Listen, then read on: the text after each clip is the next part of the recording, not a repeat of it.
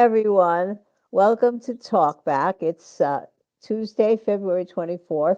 We're living in crazy times. We've had big storms politically and weather-wise going on in our country today.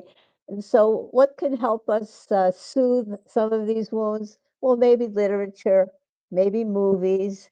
And along those lines, I have a dear friend who's a Shakespeare expert who will help us talk about and analyze Shakespeare, how what he writes about can soothe us in these times, what lessons there are, and how it relates to the movies. So, welcome, Kate, Dr. Kate Powers. Welcome.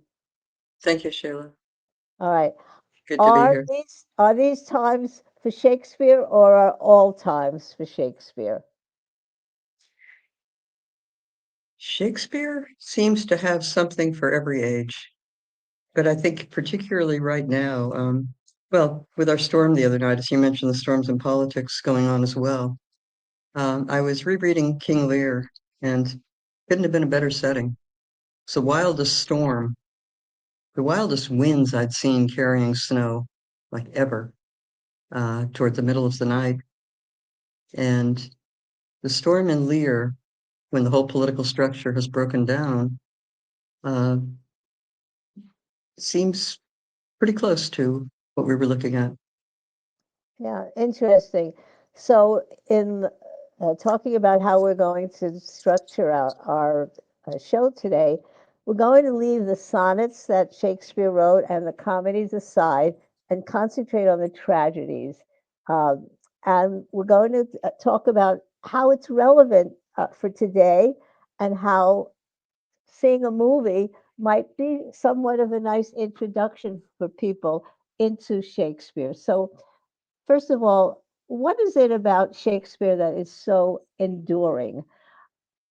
Is it because his work is a constant commentary on our personalities, on our lives, on our psychology? I think you've put a nice umbrella over it right there. I think the psychology and the philosophy are so human and they could apply to any time, but he wrote so widely that, he covers politics, he covers the social scene, he covers war, peace, he covers natural disasters. He's got everything that we might be looking for. Um, and I think one of the amazing things about him is that with the astounding mind that he had, the characters he creates are not people who talk down to us unless they're people that we're going to not think too highly of. Um, his characters are real people. You can find people you know in Shakespeare's plays. You can find parts of yourself in Shakespeare's plays. It's a whole world. And the Yeah, fact that he called us Theater of the Globe was pretty appropriate. Yes. right, right. So he was born in 1564. He died in 1616. That's not a very long life, but my goodness, his length in works is unbelievable given that period of time. And that's how many years ago? 700 years ago or something like that from yeah, now, right? Well, And you spent or years something. yeah, you spent years of your life devoted to yeah, 400. You spent years of your life devoted to him.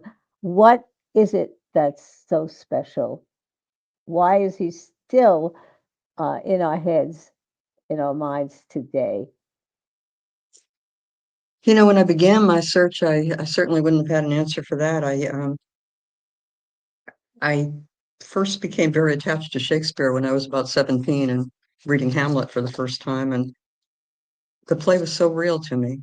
Um, the character of Hamlet, I knew him, and I it was just a new experience with literature. I'd always loved literature, but this was more real than anything else I'd ever seen. Um, at first, the tragedies, I think tragedies are attractive sometimes to young people. I think as we get older, we've had enough experience in life so that we're quite ready for the comedies. Um, The tragedies did attract me first, and eventually I wrote my dissertation on the comedies. And I wrote on his use of lies and deceptions in the comedies. And it wasn't that he was lying or deceiving, it was the characters he created and how they used lies, and even the moral questioning one could do, because not all the lies were evil. Some of them were creative and improved society, which Yeah, is not what we would expect at all. yeah. He's hard Now, to pin down because he goes in so many different directions, depending on what play you're looking at. yeah. So some people are very frightened of the language. It's too flowery. They don't get the words, the intonation. How would you tell people, don't be afraid, uh, challenge yourself, get into it? I mean, isn't that a barrier to a lot of people reading Shakespeare? They just don't like, they can't quite get into the language of it. I think it's easier for people to see the plays because the actors do so much of the work for you. Um, I I guess one piece of advice would be just read through. Don't spend all your time with the footnotes because you don't want to interrupt the experience. Get as much as you can from it because the next time you read it, it's going to be different anyway. I find every time I read a Shakespeare play, there's always something new for me, Right. even after all these years. And some of them have been made into not just theater, but movies. You can see Hamlet in the movies. You can see some of the other plays in the movies. And go to Netflix and maybe you can. Would that be a good introduction? That would be. I'm thinking, as you say that, particularly of Kenneth Branagh's Henry V, a history Okay. play, which a history play wouldn't normally draw that much attention. But he's making it, many years post Kennedy. But the idea is that the leader, who was also an actor, is likely to be very successful. If we've got somebody who has a television or a movie career and they're running for president, they can get elected. The Kennedys were not in movies, but they were, very much in our news and in our magazines, and it was a glamorous life, and we all knew who they were. Uh, and so Kenneth Branagh is taking Henry V as the sort of man who understands his public and will move them in the direction that is going to make his government work. At one point, he has a lot of soldiers that are, right off the street, rough and ready. Um, and he has a very, very small army, and the French have a very large army, and they're going to fight the next morning. And he gives them a wonderfully rousing speech and tells them about how in future years, everybody who's been there is going to be honored in England, and that those who aren't there were going to wish they were, how everyone will envy him. And then he ends up referring to these people who are going to fight with him as his brothers. It's such a rousing speech that his own younger brother then asks permission to lead a charge. And his brother is, he's in his teens and not even in his later teens. He's much too young to do this. And Henry V knows the risk, but it's in front of his whole army. He has to win the battle. He gives his brother permission. The brother's killed in battle. A very real character. Mm. Politics taken to its height, but it's a marvelous movie with a great score too. The music is terrific. Great. So before we get into some of the tragedies, and you just mentioned Henry V, but we're going to talk about three that seem to be fairly well known in general. You should say Hamlet, if you say Macbeth, if Mhm. you say King Lear, many people are going to know that. But before we Yes. get into that and we get into the current movie that's bringing Shakespeare to us, just give us a little bit about the man Shakespeare. He was born, his life in Stratford, and a little bit about what we know about how he lived. We actually know very little. The house is still there, the house that he was born in. Um, We know something about his education, which, some people would think with the short number of years that it was a limited education. Um, my thesis advisor said that he thought it would be about the equivalent of a couple of years of college. But we probably all know people who have had short educations and then continued on their own. They're self-educated. And he had enough of a basis, including in foreign languages, that he could take his education as far as he wanted. And he was someone who used the world as a book. He was always, always, always, always learning. It's amazing, since he spent enough time to observe this world, that he had the time to do that writing. Makes you wonder how much sleep he got. Um, he did marry at 18 Anne Hathaway, who in the show is Agnes. They took spelled like Agnes. Uh, they took the writer Maggie O'Farrell took the name Agnes because in her father's will, that's how her name was spelled, but everybody else knows her as Anne Hathaway. Um, she was 8 years older than he, which has led people to make the prejudicial conclusion, she trapped him. I think what Maggie O'Farrell does that was very worth doing is I think she rescues us from that narrative, because looking at what an unusual and brilliant person Shakespeare was, why would he not choose a woman who is also very, very gifted? And why would the age be the main determining factor? It is a gap, quite a gap.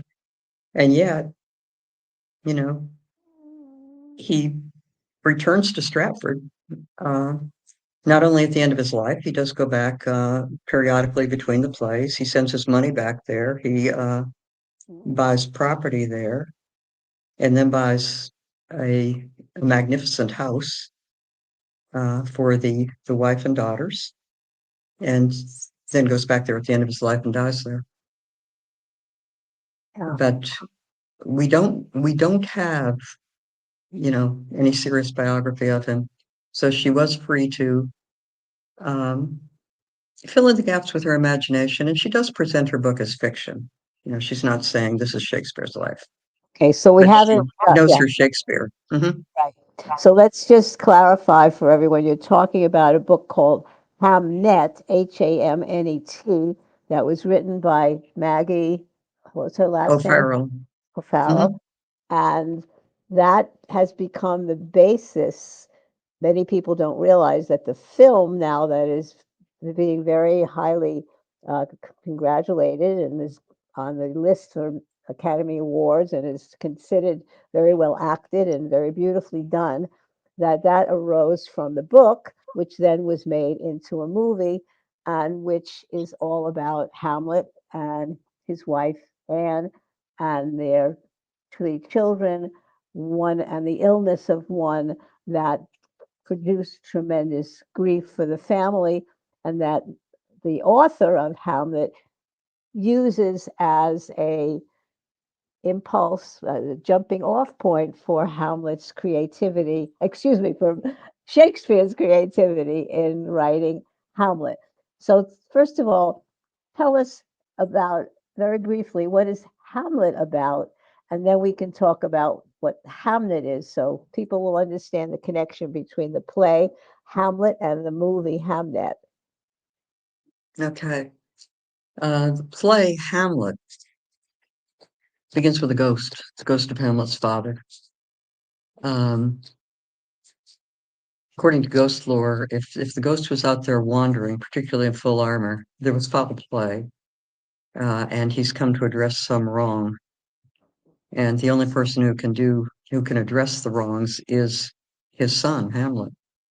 Mhm. Uh, his brother has poisoned him, taken over the kingdom, married his wife, is pretending to be the loving stepfather to Hamlet. Um, Hamlet doesn't trust him from day one, and of course is enormously upset that his mother married within a month or so of the father's death. indicating that probably there was a relationship before the father's death.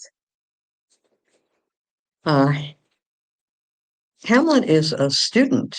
He's been at the university, Wittenberg in Germany for years and years and years and years and years. He's a philosopher.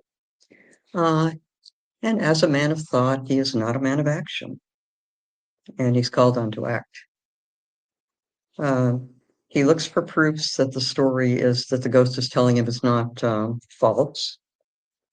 And even when he gets the proofs that yes, he could go ahead with this murder, he still can't do it. He ends up then arousing the suspicion of the king, who knows that he's onto him. The king doesn't officially banish him. He sends him with a message to England, but the message is to kill Hamlet as soon as they land. He has two supposed friends traveling with him that are carrying the message. They don't know what's in it. When he's out at sea, he can't sleep the first night, and so he starts wondering about what's in the backpacks, and he goes and takes the message out, unseals it, reads it, and changes the wording, rewrites it so that it will be the two people who are carrying it will be put to death. Still, there's no solution. It would just leave Hamlet in England doing whatever. But the next day, there's a pirate ship that attacks their ship, and Hamlet climbs overboard onto the pirate ship. You'd think pirates would be people you don't trust, but in Shakespeare, you always have to think twice. These pirates bring him back to Denmark, and he realizes that he hasn't been in charge of anything, and that basically he can't control the world. All he has to do is be ready to act. And in the very end, when he's in a duel and he's poisoned and finds out that he will die almost immediately, within a half hour, we're told, he does kill the king. And Denmark is an elected monarchy. So he tells the people that are there that he predicts that they'll elect the king of the Prince of Norway as their next ruler. And he says he has my dying voice, so he's endorsed him. Well, he's saving the country from being captured. So he's killed the king. He's avenged not only his father, but his mother, who ends up poisoned. And he saved his people, and it's all within that half hour. But he relies on that idea that he has to be ready for whatever comes along, and that's the only way he's able to act. So you just summarized the play, and in Shakespeare's career, was Hamlet written one of the earlier plays, one of the later plays? Where does it fit into the chronology of his works? He's in full swing by the time he writes Hamlet. It's around 1601, 1602. It is a few years after his son has died. We do know, you can go through the records at Stratford, and you can see if someone is named Hamlet, that they can also be called Hamnet, just as somebody named Robert might be called Rob or Bob. It's that kind of name. So yes, he is taking his son's name. He could have chosen something else. Okay, But that's so yeah, so he had a son. They were twins. They had one child, and then they had twins, right? yes, yes, And Hamnet was a twin to a sister, right? yes. The other Mhm. daughter, the other was a daughter, and sadly, that twin became ill and died. And so, just tell us briefly what the thesis is of the book that Maggie O'Farrell has written called Hamnet. What is she trying to say in terms of the grief that was brought about by the early death of that child, and Shakespeare's creativity in writing Hamlet? How are they connected by her? Mm.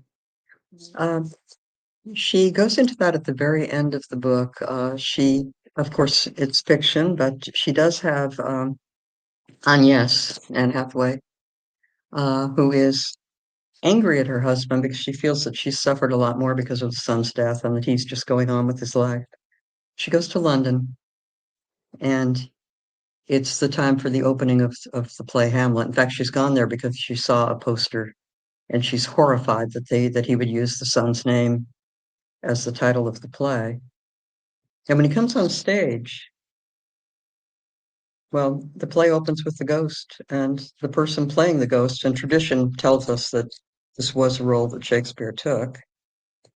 And she sees him made up as the ghost, and she begins to realize that what he's doing is, um, in the book, the young boy wants to become an actor when he grows up.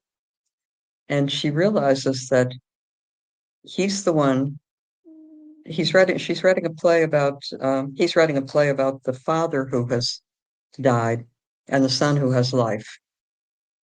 Um, I think one thing that's interesting that she doesn't connect to it is that Hamlet seems to us almost like post-teen. I mean, he seems very young. And in Act 5, we find out he's 30. Well, that's not much younger than Shakespeare is at this point. You know, it's maybe 5 years younger. But he, the idea of giving Hamnet a lifespan instead of giving him just a few more years, I thought was pretty interesting. Um, but that's one thing that the movie does so beautifully. It brings in several scenes from the play Hamlet, and you really get to see.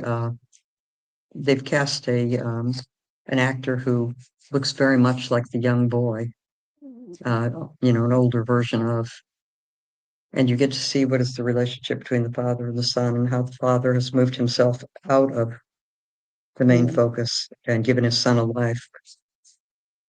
interesting. So the movie tries to show that the difficulties in the marriage because of the grief of the son's death are somewhat resolved when his wife sees the play and feels not just his creativity, but his grief, his catharsis, grief coming through that, right? I think that's what Mhm. makes the movie so moving to so many people. So hopefully, you think that is a movie that will lead people to want to read Shakespeare. I have a former student who told me that there are a lot of people reading Shakespeare already because Great. of the movie, Good. and I thought that was quite wonderful. Okay, so this is a good introduction to Shakespeare in general through this movie, Hamlet. And we want now you to explain to us the three tragedies we've selected because they seem to be most knowable in general by the average public. And I'm looking at the three of them and I'm seeing that they all involve kingdoms, royalty, betrayals of kings, uh, families, siblings, power. Is that what he's writing about? What do these three plays, Hamlet, Macbeth, and King Lear, have in common? Well, it is typical in the tragedies to have someone fall from a high place, so he very often focuses on kings. Um, we can take a look when we take a look at Macbeth. We could go into this further, but he is looking at the qualities that are missing in a world that becomes a tragedy. He he's looking at what can actually destroy a life. Um, and without going into the Macbeth story, There's no tenderness. Love is lost. Human bonds are broken down. We lose our sense of community. There's a terrific impulse to grasp power, and it's basically betraying what a human life is, um, and usually involves a character who wants more and more and more and more and can't be satisfied. So does it often deal with a, I don't, it's a common word, a common phrase, a fatal flaw? So in Hamlet, was his flaw his inability, his being too philosophical and not being able to make that decision to kill the king? Or in Macbeth, was his flaw wanting too much power? Or in King Lear, was his flaw not recognizing of his daughters who would betray him and who really loved him? And though, is that what Shakespeare is talking about? That good people can start out and then a fatal flaw can take them down? Yeah, I think that's a sound observation. I think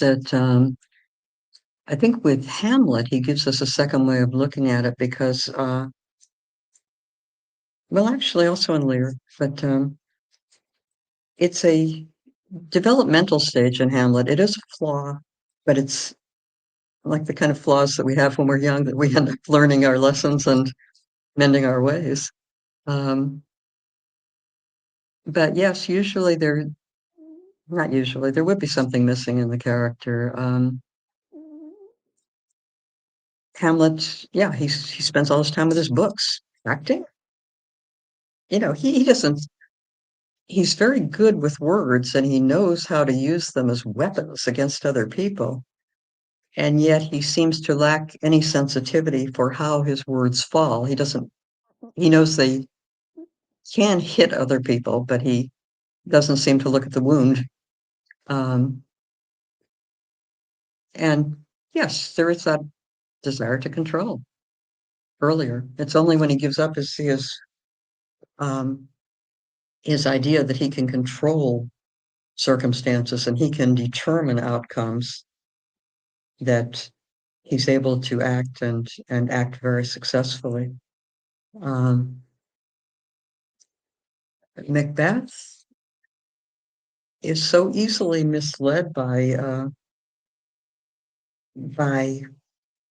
the picture of what power is, um, and how attractive it's supposed to be, and ends up actually betraying the nature that we see at the beginning. We see at the beginning a really fairly undeveloped character, a man of action, who doesn't, maybe is even going to get into some trouble when he starts thinking, but does not think deeply. And with Lear, we get an old man who has never, ever, ever learned what it means to be a real human being, or that learned that the person who's walking down the street is every bit as human as the man who wears the crown. They all have serious lessons to learn, and of course, we know what the outcomes are because these are all tragedies. Yeah. So you told us about the storyline of Hamlet.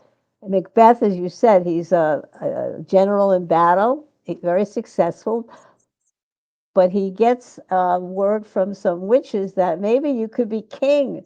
And how can you become king? Well, you might have to kill in order, right? And somehow by doing that, it creates unbelievable, I guess, guilt and an unraveling of the human conscience. And his wife gets in the act, of course, pushing him to do it, and she herself. Is that what Shakespeare's trying to show us? That you can start out a good person, but is it your own choices? Is it fate? What is it he talking about, Shakespeare, that makes somebody like Macbeth, someone who could have been a victorious general, high ranking, respected? He needs to grab the king's role, and it brings him down. What is Shakespeare trying It's a to tell us? strange, yeah, it's a strange situation. He does bring himself down, but it's interesting. I mean, the play begins with the witches. So we see this, that it's not just our natural world, that there are supernatural influences here. Um, and the next thing we know, Macbeth is in, we hear about Macbeth. He's been a big hero in the battle. Um, he has ended up, they said, carving his way through to where a traitor stood, someone who was similar in rank to Macbeth, and killed the man. It says, unseamed him from the nave to the chaps. So from his navel to his jaw, he's just run his sword right up. So we see, we see violence. We see a man of action. We see a man who sets out to do something and gets it done. Uh, and then he's riding with another general across the moors, the heath actually, and they see some strange creatures. And it's the three witches. And the witches greet Macbeth.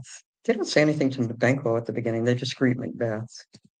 And they're the ones that tell him, uh, hail Thane of Glamis, hail Thane of Cotter, and then hail King that shall be. Well, none of these titles belong to him.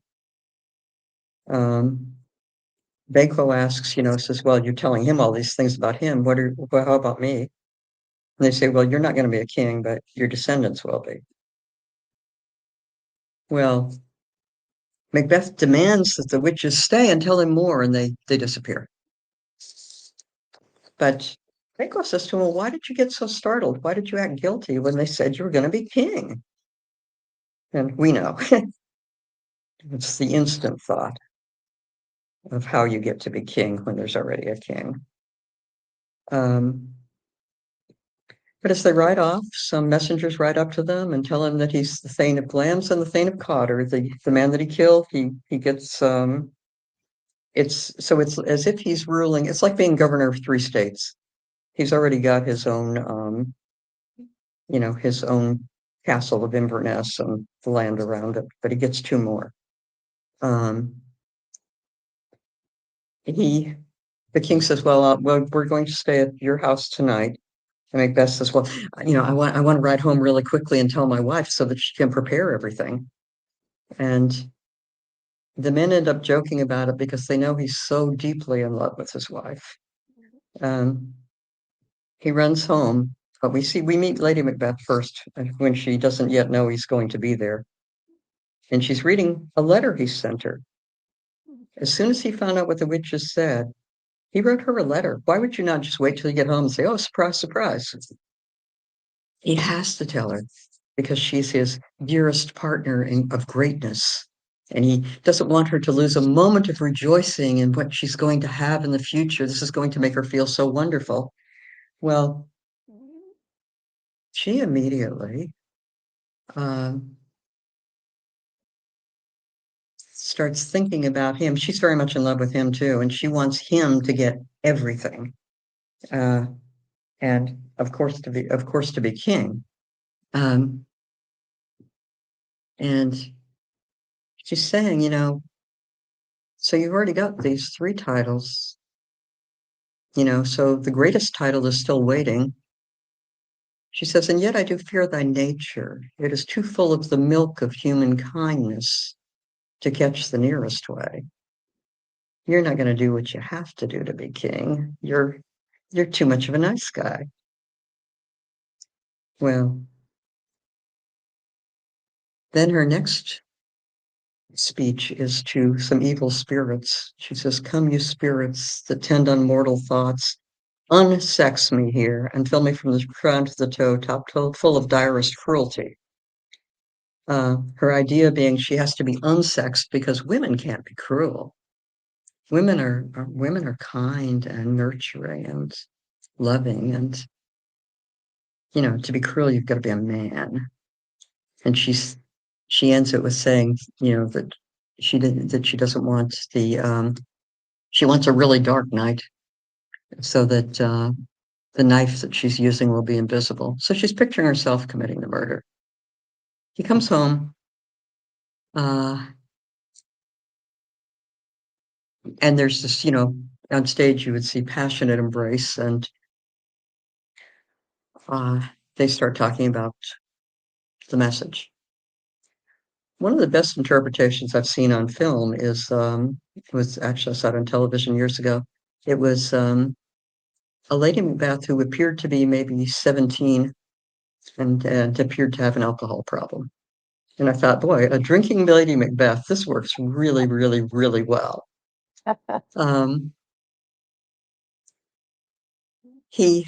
She broaches the idea with him, the king comes here, and he says to her, the king comes here tonight, and she says, and when goes hence? And he says, tomorrow, as he has decided. And she says, well, never shall the sun that morrow see. No, he's not going to go from here. He's not going to be able to. So she talks him into the idea of killing the king, and he agrees. At first, he's saying to her, well, I just have these new honors, and I really ought to appreciate them first instead of grabbing the third one right away. But she keeps pushing, and he agrees. It's interesting that she's not doing any of this for herself. It's entirely for him. She never once mentions in the whole play about her wanting to be queen. But it's getting toward evening, and he tells her, having second thoughts, I want to do this. And she figures that it's her job to make him believe in himself, which would allow him to kill the king. And so she says to him, are you a man? If you were a man, you could do it. And anyway, Shakespeare, of course, as we know, Macbeth kills the king. He is horrified at what he's done. He ends up leaving the knives there, which would be too much evidence. And Lady Macbeth says she'll go back and she'll, smear blood all over the guards' faces. They've already gotten the guards, they've drugged the guards, so they're out of it. But she has to make them look guilty. She goes back and smears the blood. And from there, everything goes downhill. Lady Macbeth has tried hard to be unsexed, to be the man who can face the murder. And she ends up through the rest of the play trying to wash her hands, and the blood won't come off. She's sleepwalking. She always sees the blood. She smells the blood. We don't see it on stage, but she does. And she's found out that she's not brave. She's has a conscience. She can't live this way. Her whole life before was motivated by her love of Macbeth. And Macbeth, now that he's become the man, has he's not tender. He's not loving. It's not the same relationship. They don't have that connection that they had, and that was everything to her. So we end up seeing Macbeth with the who becomes the man and identifies completely with violence and with rule, and Lady Macbeth who falls completely apart and commits suicide. Wow. Yeah. Well, yeah, that's a great summary of that play. What I want to do now, Kate, is we've prepared some slides so that we can kind of summarize some of the things you've already talked about, and then we get to the slides at the end of it for King Lear. You can talk about King Lear and that tragedy. Mhm. Okay, let's Okay, do sure. that. So, studio, I'm going to turn the slideshow on. Can you see that, Kate? Yes. Great. Okay. And now here's our face page, Shakespeare. Do we know exactly what he looks like? But this is a nice reflection of him, right? We have only one portrait that was painted during his lifetime. We, but this looks, the way that we would generally picture him. I like this one because you can see the tension in the body. You can see a man of action, but then of course with the face, you see the thought with the pen. You see the Yeah. readiness. I like this one very much. Okay. And here we have again three representations. Uh, Mhm.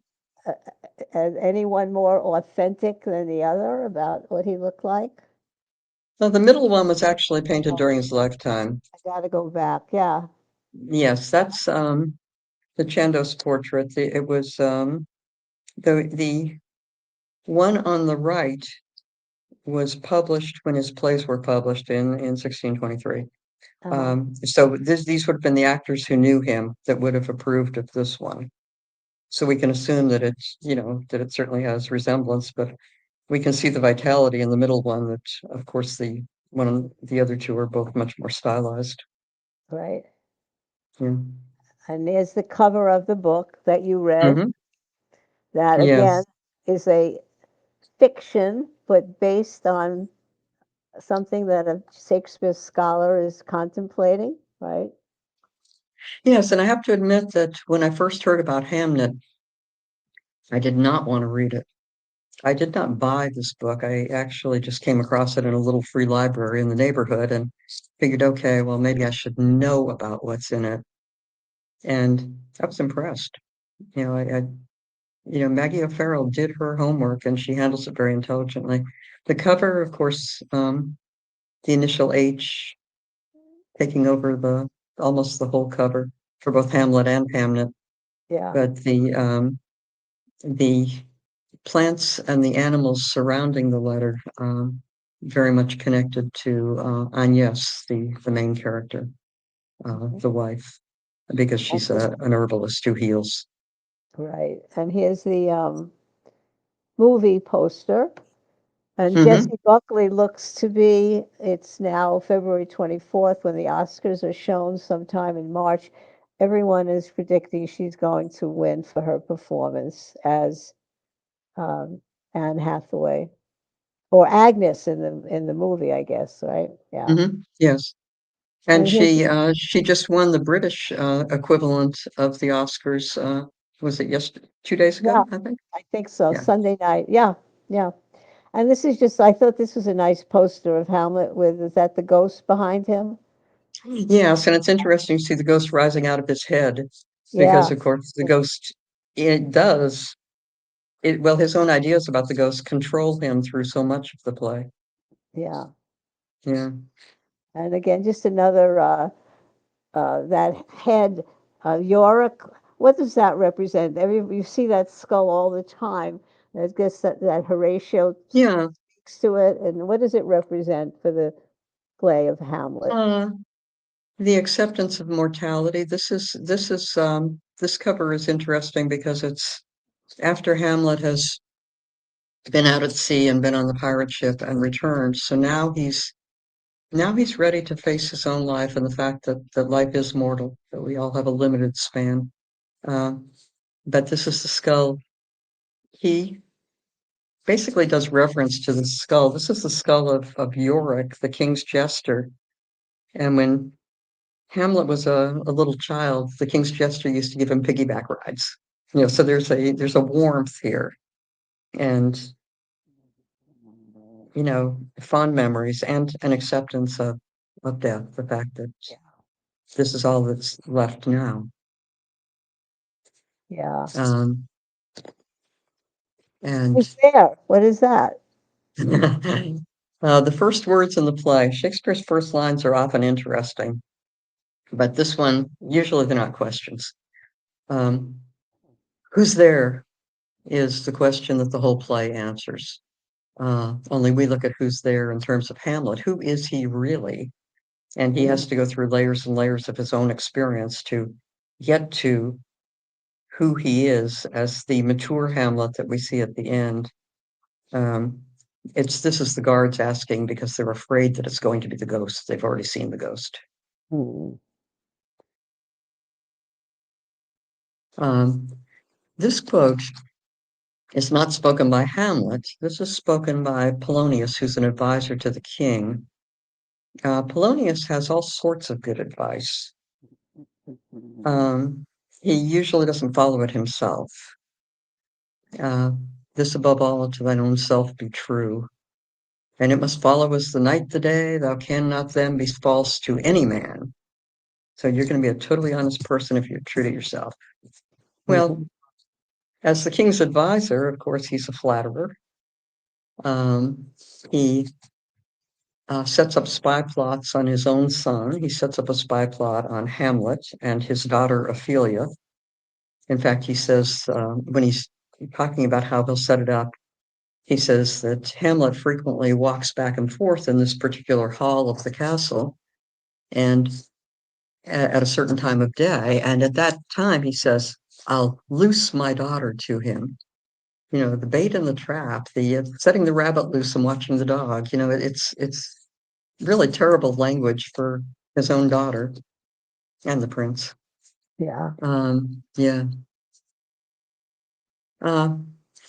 Hamlet's the philosopher. He's, dealing with the ghost. He's dealing with his mother's recent marriage, which is very upsetting to him. He never says that he recognizes it, but he clearly is taking his feelings for his mother and turning them against his girlfriend and acting as though, well, all women are like this. So he doesn't treat her very well at all. And he's trying to find the truth, but this is where he's thinking he's totally in charge. That Yeah. things are good if he decides they're good, or they're bad if he decides they're bad, and then he can act on. And of course, we know that's not going to work. He's the most famous one. Yeah. The most famous of all, to be or not to be, that is the question. And then he immediately looks into, goes into his scholar mode, whether it be noble or in the mind, to bear the slings and arrows of outrageous fortune, and then, or by opposing, end them. So he's looking at, okay, what's my image here? Should I, kill myself or not? But it's also something else. It's, what are you going to be? If you kill the king, you're a murderer. Is that what he's going to be? The action is going to define him as something that he does not choose. And he thinks it might be better to, just die. But then he thinks of dying as sleep, and the fact that when you sleep, you might have a nightmare. And what would happen if you got caught in that nightmare and you were there forever? And so he ends with, thus conscience doth make cowards of us all. He once again, he can't act. Yeah. Yeah.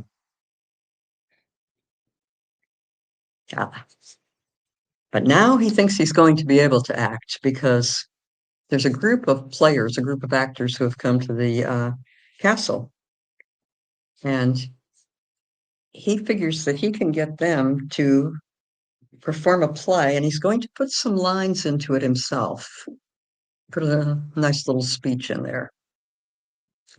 And it's a play in which a relative of a ruler pours poison into the ruler's ear. And right before this happens, the ruler and his wife are out outdoors in a very pleasant setting, and he tells her that he's going to take a nap. He's not feeling very good. And she talks about how much she loves him and how she worries about him because he hasn't quite been himself lately. And he says to her, well, you say that now, but when I'm gone, and then you're going to move on to somebody else. And she swears, no, no, no, no, no, I will never, never, never, never. Um, uh, she says, in fact, she says, none weds the second, but who killed the first. You know, if I marry a second time, it's going to mean that I'm so utterly unfaithful to you. It's as if I've killed you. Well, Hamlet figures that, the king watching this, it's exactly the same, pouring poison into the ear. So he's going to see if the king's guilty. But he's also, of course, trying to torture his mother with the extra lines that he said in there. But he figures if he sees this, then he can kill the king. He's going to be okay. He can end his problem. He knows for certain that the king has killed his father, the prior king. The ghost told him so. Yeah. Yeah. And for a while, he's doubting the word of the ghost, but also, I mean, he doesn't want to do what he has to do. And so doubting the word of the ghost is attractive to him. Yeah. But now he's going to have the proof because he would hate to kill an innocent person, of course. Right. So this looks like a scene from the play. Mm-hmm. Hamlet. This is the play within the play. We have Hamlet lying there on the floor by Ophelia. He's just made some very suggestive remarks to her. He's embarrassing her in front of the whole group. Deflecting basically his attitude toward his mother toward the girlfriend. But we see that even though he's with Ophelia, that he's watching the king. Yeah. Yeah. The king is looking away. The king doesn't want to see him. Yeah. Yes, and the queen next to him, of course, is watching the scene because she doesn't know that this murderer on stage that's pouring poison into the ear, she doesn't know the story. But the king, yeah, and of course the king now knows that Hamlet knows everything. So Hamlet's mother is innocent of the death of her husband. She's not. She is. She's not innocent of her attraction to her husband's brother. Right. That probably has been going on for a while. Yeah. But it's never defined. Yeah. It just happened, they just marry very quickly afterwards. And the Right. king gives an excuse to the people about, well, he clearly didn't announce the wedding beforehand Right. because he comes on stage and announces that he's married her and that it seemed to be a safer way to conduct the new government to have the same queen. Same queen. Okay. Yes. And now it looks as though he's going to be able to act, doesn't it? Yeah. Yeah. This is the king right after the play within the play. And he's horrified at what he's done. And he's a religious man, so he believes that he will damn his soul to hell. And he wants to be forgiven. And he knows that God can forgive anything, but then so he's almost on the brink of thinking things could be okay. And then he realizes he's not going to give up anything that he's gained from his sin. He's going to keep the crown. He's going to keep the queen. And so he can't be forgiven because he clearly is not sorry enough to let go of what he gained. Hamlet sees him praying and he thinks, okay, well, I can kill him really easily now. And then he starts thinking, once again, moves into his mind. So, yeah, but what kind of justice is this? Because if I kill him now, I send him to heaven. And he killed my father with no warning at all. My father didn't have a chance to confess his sins. He didn't have a chance to be repentant. So my father's soul is wandering around there. And I want to kill him when I know he's really, really guilty and he's going to go to hell. Yeah. So once again, he doesn't act. Yep. Yep.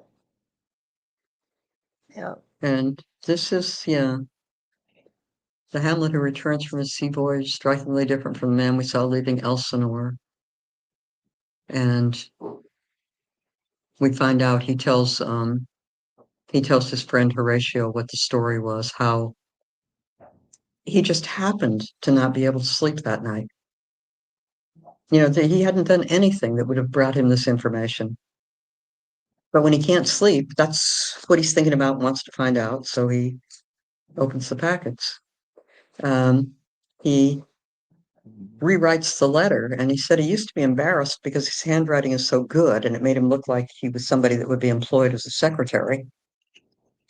But now the letter looks perfect.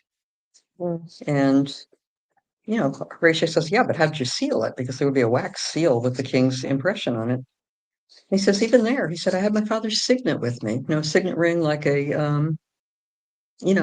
has the king's seal. So he's able to make an authentic letter and substitute it. And then the next day, I mean, it's not just that the pirates come, it's that they actually grapple in order for the pirates to get on the ship that Hamlet's on. They grappled their ship together to the other one. So that, so Hamlet actually has an easy way of just jumping right over. Right. It's not anything where he has to jump or swim. And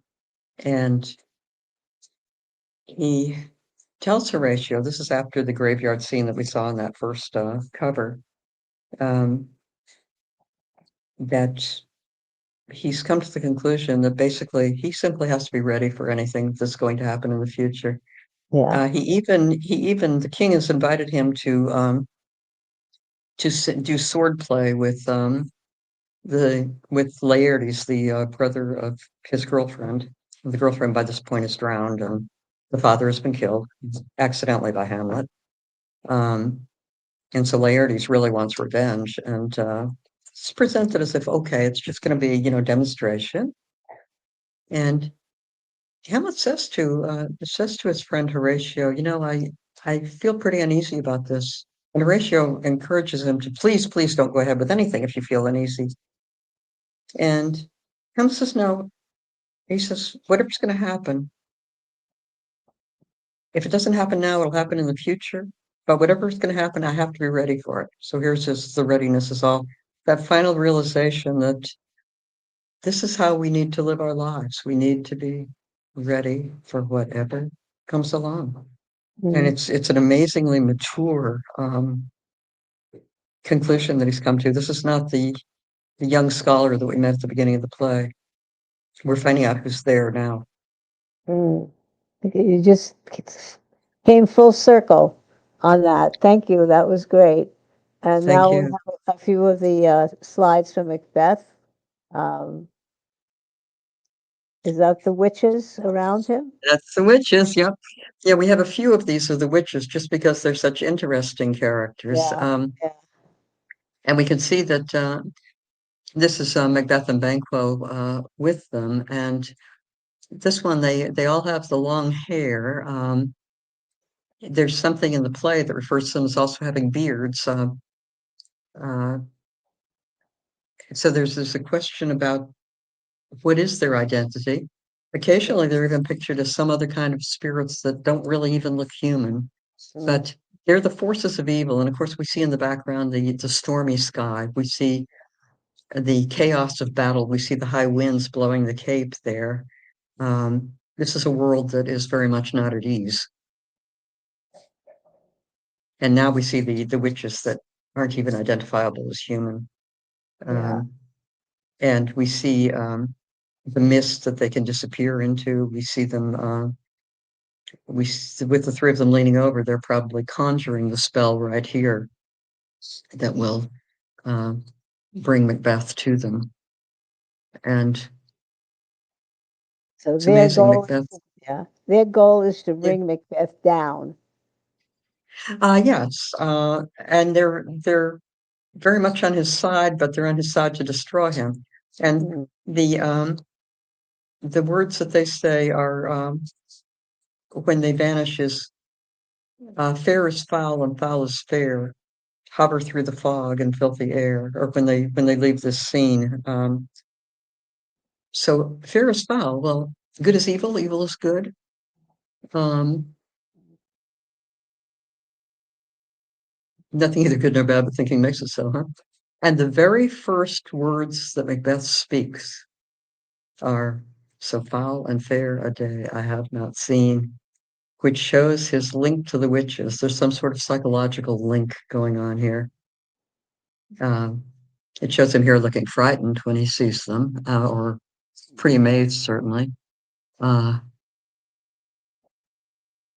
but there's something going on. And of course, here's the quote. When we find out he's written the letter, this Lady Macbeth is reading, this I have thought good, delivered to thee, my dearest partner of greatness, that thou mightst not lose the dues of rejoicing by being ignorant of what greatness is promised thee. There's such tenderness to it. I want you to be happy right now. Not to wait for my surprise. I mean, it'd be fun to surprise you, but right now, I know that you're going to. This is going to make your life better. Just knowing this, that someday you're going to be the queen, and you know, I just have to tell you right now. Yeah. And of course, her response is what we see here: the come, you spirits that tend on mortal thoughts, unsex me here and fill me from the crown to the toe, top full of direst cruelty, so Mm, that I can actually do the murder myself. right. Yeah, I don't want to be this tender, loving, kind person. I with no idea of wanting to give up on being a tender, loving, and kind to Macbeth. But Right. yeah, but yeah, and then of course when he has second thoughts about doing the murder, are you a man? If you were a man, you could do it. Yeah. So we have a little riddle here. Man takes his son for a test drive of his brand new Jaguar, gets into a horrific accident and dies, and the son is rushed to an operating room. The surgeon takes one look at him and says, I can't operate on this child. He's my son. Who is the surgeon? Yeah. Well, I figured it out, but Hmm. I think Yeah. most people will say I don't know, but it's I think there's the usually a mother. pause here. Yeah. Yeah. Yeah. People wonder about, artificial insemination. People wonder about Right. Right. adoption. Step parent, what's going on here? It's the And mother. then of course you'll Yeah. tell us the answer, Sheila. Yeah. It's the The mother. surgeon Yeah. is The his mother. mom. Yeah. Yeah. Yeah. Right. Yeah.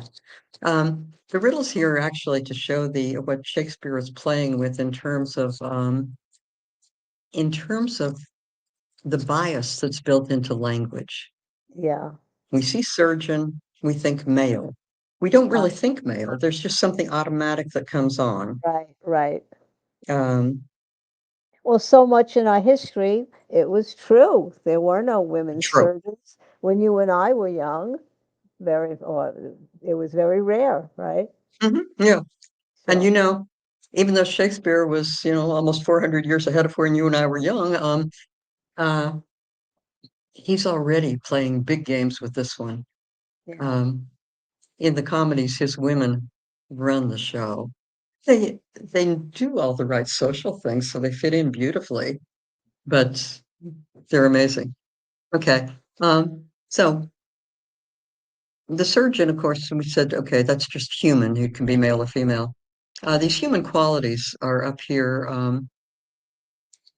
with the idea that, there are automatic stereotypes. If you hear about a person being strong, um, if you have a strong bystander came out and lifted the car off the injured child, it's automatic to think it might be male. right, For a very long time, the term intelligent was associated with male. And, even today, people don't automatically think feminine.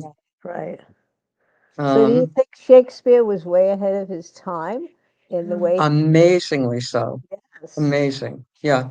Um, you know, well, which ones of these would you identify as male?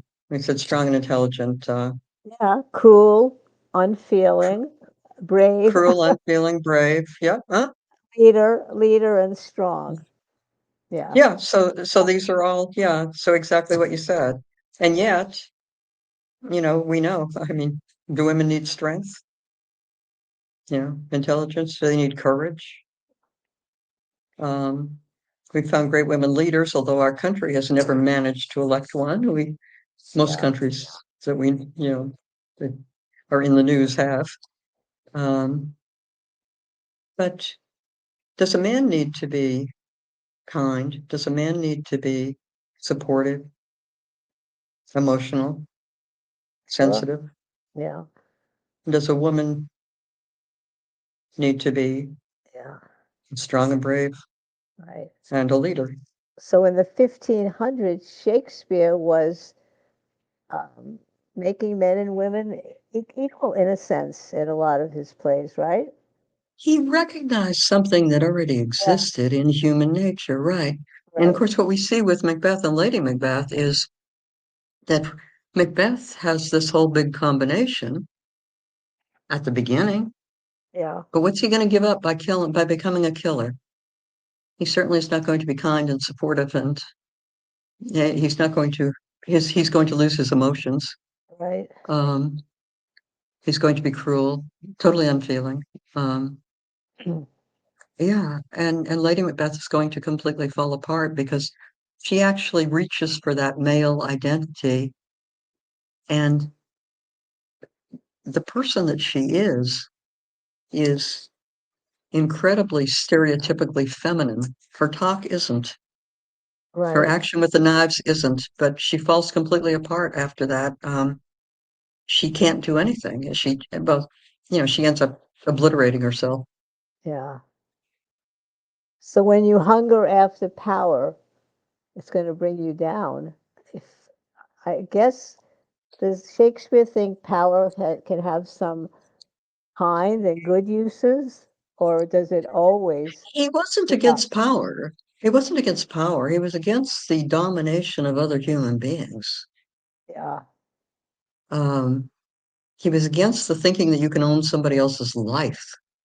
Yeah. Um, he creates women in the comedies who are quite powerful. And yet, well, okay, and here we see Macbeth pulling back the bed curtains where the king is sleeping. The king has complete trust in Macbeth, and in fact, the king is even related to Macbeth's wife. So they're Yeah. this should be close, nice family stuff. But we see, of course, the look on his face and the fact that he's got the knife in his hand, and the he's going against everything that he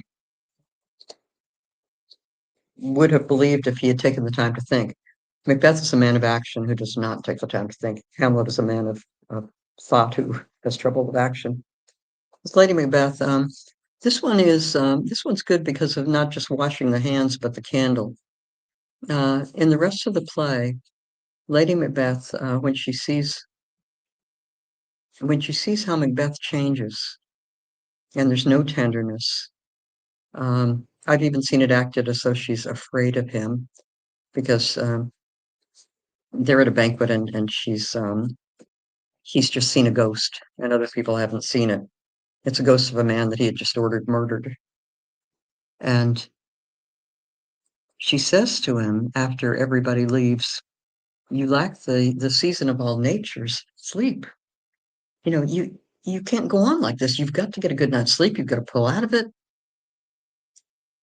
And he says to her, "Come, we'll to bed." And I saw them in one film that I saw, when she says, "Come, we'll to bed," she's frightened, Mm. which is such a change from what she was before. Now the candle is good because she starts sleepwalking and she carries a candle with her.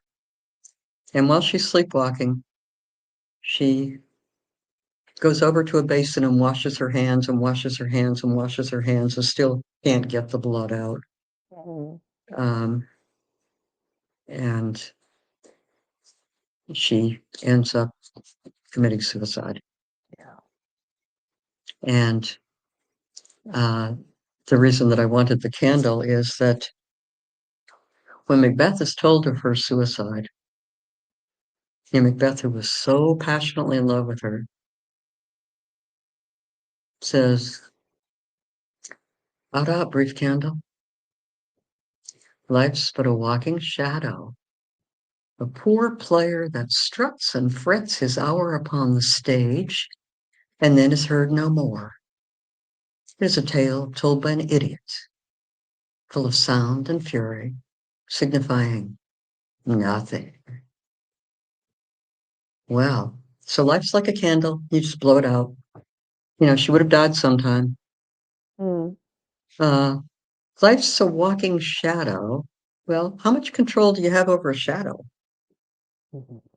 It's an actor on a stage, a poor player that struts and frets his hour upon a stage. So evidently there's a script written for your life. And then it's heard no more. The curtain comes down. Mhm.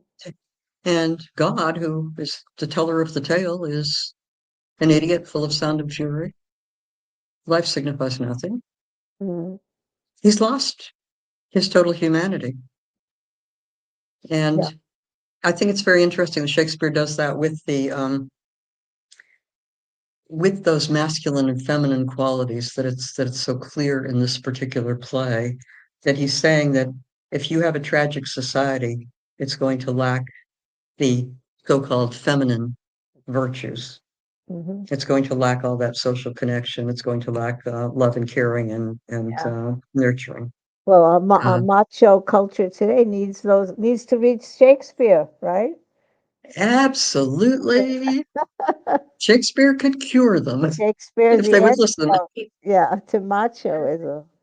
Oh yeah, yeah, All right, let's just take a few. We're running toward the end of our time together, but let's just take a few minutes to tell us a little bit about Lear. We won't have as much time as the sure. others, but so he is a king with three daughters, and Hmm.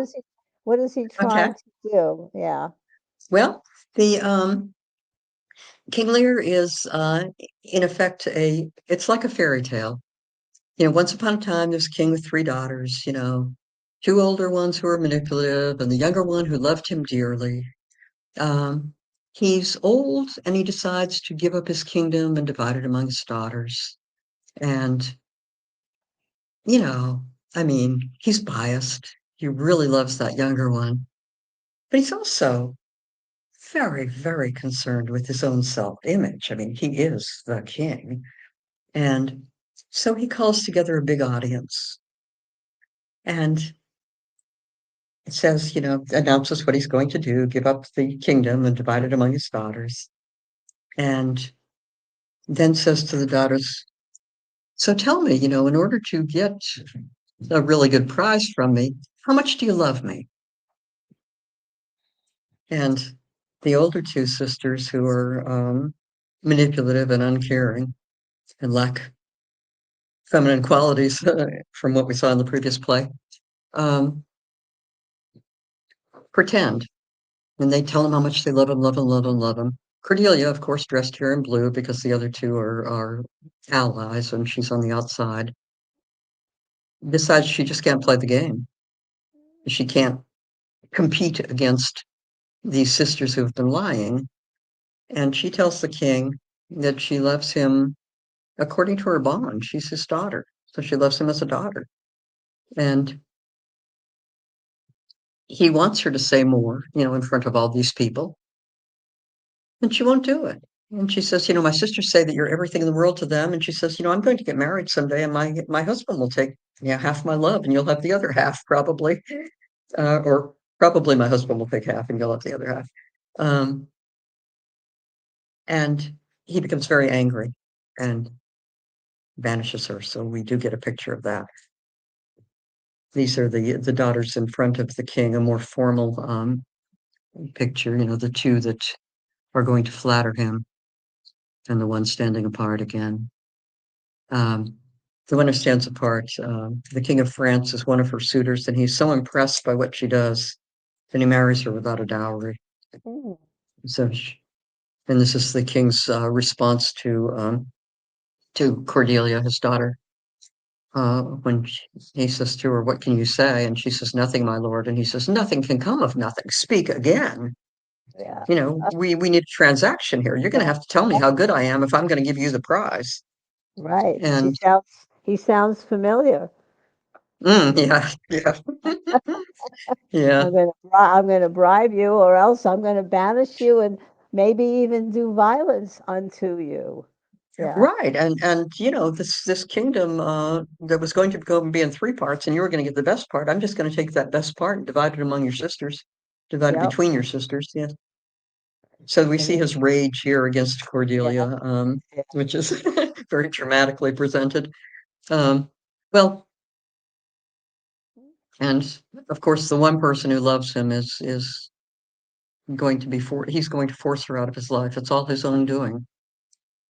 Okay.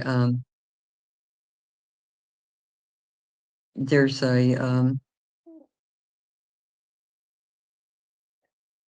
Storm coming. actually there's a storm coming, but is there a slide that shows the world order? I think we saw it before. Yeah. Okay, I'll speak briefly about it. The Yeah, because it was on the screen at one point. Yeah. Anyway, uh, okay, Shakespeare's working with something else here. In the Oh, wonderful, perfect. That was Oh, it. I know, and I gotta go back to it, and I'll get it. But yeah, we'll get it. Yeah. Oh, I just no, yeah. Well, anyway, okay. There it is. Here. Right here, yes. The Elizabethans believed that the world had to be in order. You needed a strong king. You needed a government that worked. You needed a family where children respected their parents. You needed a country where people respected all their leaders. Anyway, they pictured the world as being on a gold chain. God was holding the chain, and the next link would be the angels, who they saw as having a link with God because they were spirits. After the angels, men. And notice they say men instead of humans. Um, and men are part spirit, like the angels, but also part animal because they have bodies. So we have the animals who, also have bodies, but are they thought was without spirit, so that we have vegetable and then mineral. Okay. If you break the chain, you're going to have destruction. Well, King Lear, when you're a king, you're anointed king, it's for life. You don't stop being king until you die. You don't break up your kingdom. So he is breaking the chain. Oh, The daughters who are against him are also breaking the chain. And of course, when we go back to the storm scene, we can see that nature starts falling apart. It's breaking the it's yeah, right after this. Yeah, right after this, there are wild, wild winds, and we see Lear here. He's still in his crown. And he's ready to fight the storm. And here we see Lear with his fool. And Lear is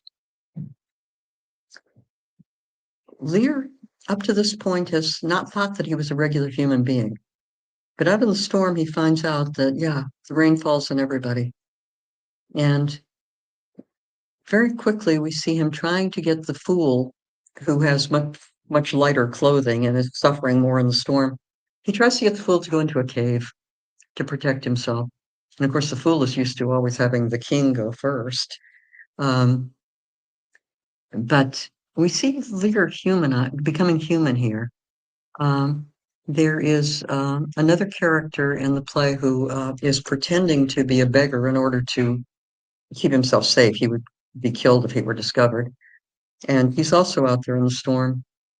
And Lear begins to see that the king and the beggar are both made of the same flesh, that he realizes that he should have taken care of this, that there shouldn't be people who suffer this way.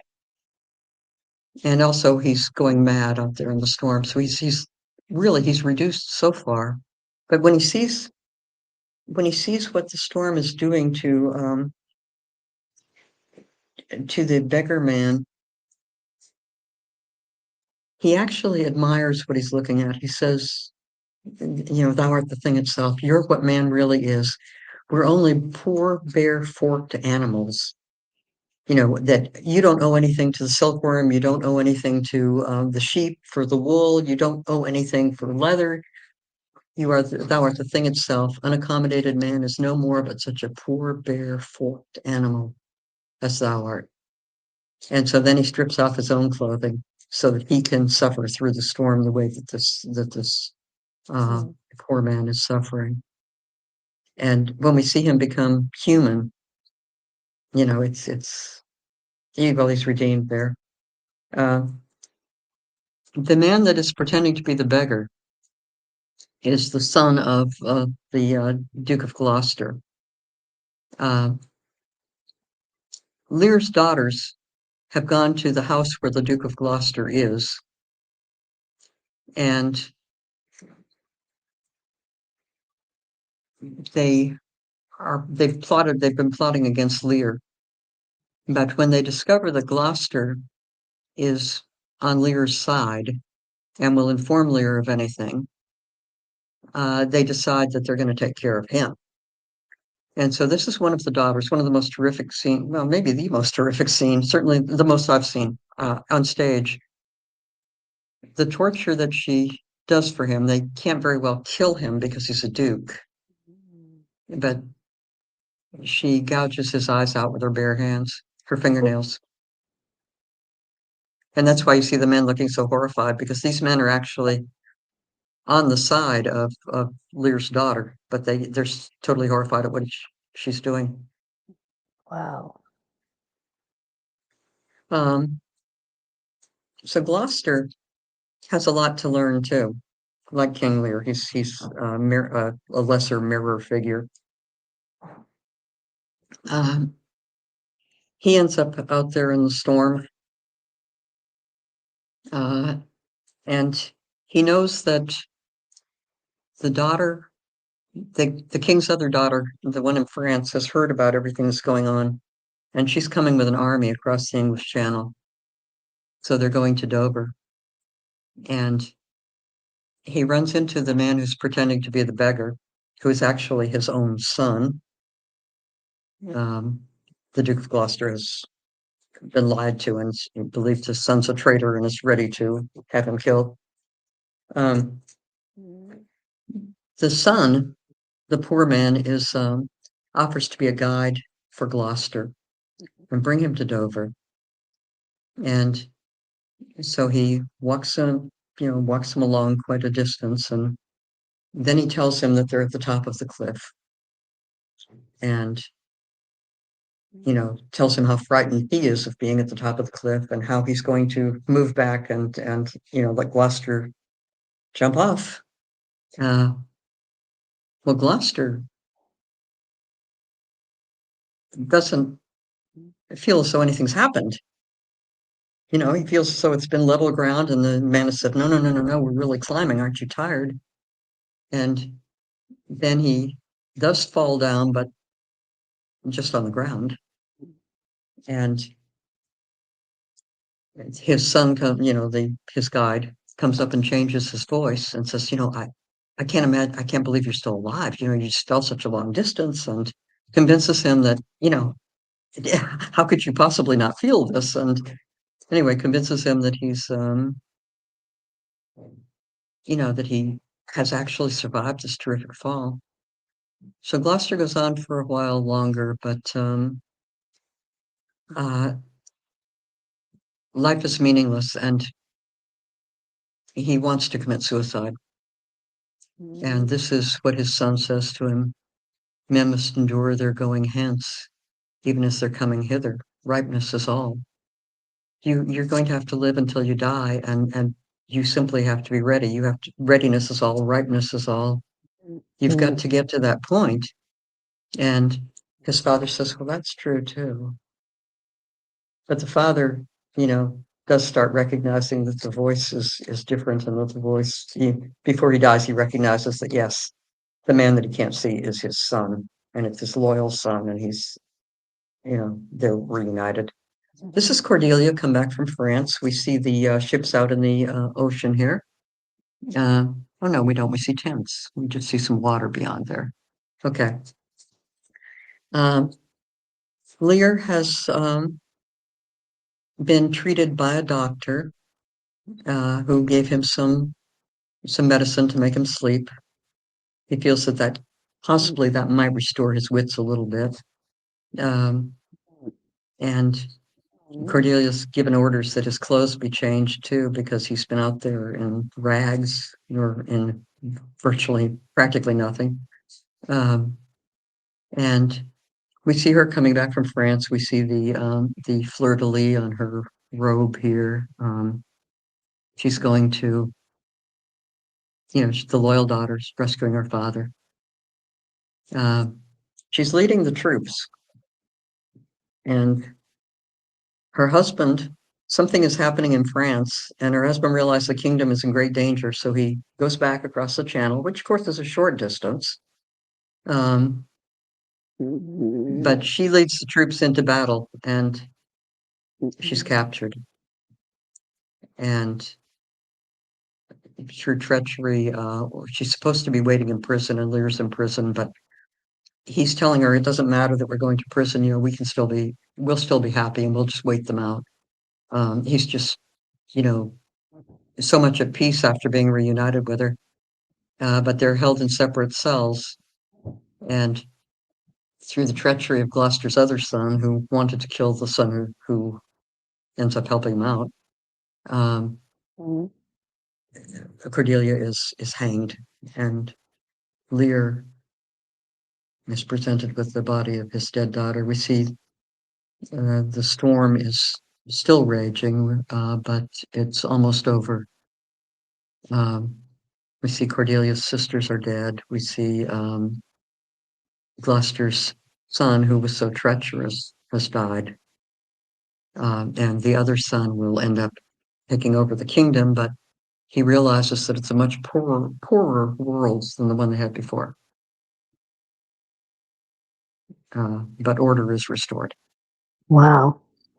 Well, wow, that was a wonderful survey, just of the three tragedies, and there's so many more plays, comedies, the sonnets that we can get Oh, so into much. other shows. So I just need, where our time is really up for today, but I'd love just to give a very couple of second summary of what makes Shakespeare so great and why he teaches us so many important lessons in life.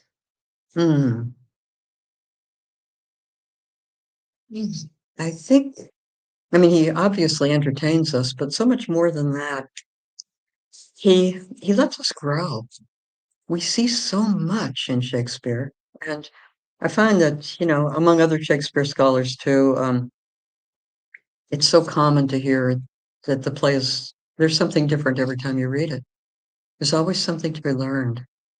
Um, it help he helps us understand humanity, and in that way helps us be more human ourselves, which is a huge gift. Right. And if one last question, if somebody is impressed by what they've seen and heard, and they want to get into Shakespeare, what would you suggest would be the first thing that they might read to get into his works?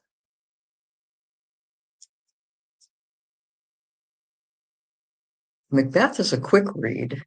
Hamlet, of course, is an earlier play, and it's I think a lot of people have like just if they haven't read it themselves, have a little familiarity with what it is.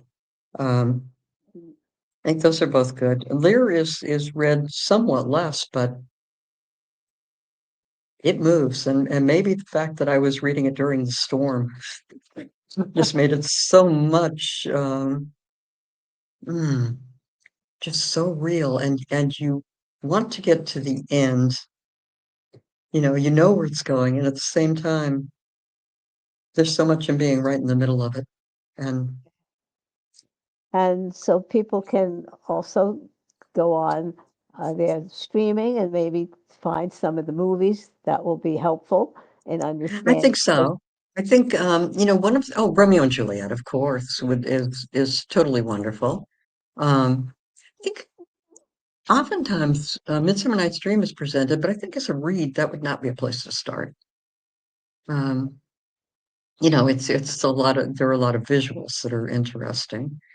Uh, but I think Romeo and Juliet is a gripping story with a straight storyline, and Beautiful, beautiful imagery. So much it's easy to imagine there. But it also, I mean, it shows the destruction of feuds. I mean, it could be, in this case, it's family and family, both very powerful politically. It could be political parties. We Right. learn so much about how destructive, in the tragedies, about how destructive human attitudes can be, and we also learn about what the corrections would be. And for example, well, mentioning very quickly again, Hamnet, the twins, the girl and the boy. There's a scene in the movie where are wearing each other's clothing because as children they are identical until they hit adolescence. Well, they don't quite hit adolescence because he dies, but Hamlet, Shakespeare explores so much of that, particularly in the comedies, the idea that we are human, and so the stereotypes don't work, and even small children learn to identify themselves through stereotypes. So I think he just does us such a huge favor there. But Okay. yeah, I think going back to your question, I think Romeo and Juliet would be a great place. Hamlet would be good. All right. Well, But thank you, Dr. Kate Powers. This has been a wonderful tour through Shakespeare, and people might want to pick up a nonfiction book like a Hamlet or another book about Shakespeare while they're also trying to read some of the works or see them in the movies or theater. Okay. Thank you all for watching. Thank you, Kate, again. We'll see you all next time on Talkback. Bye for now. thank you, Sheila. Thank you. Bye.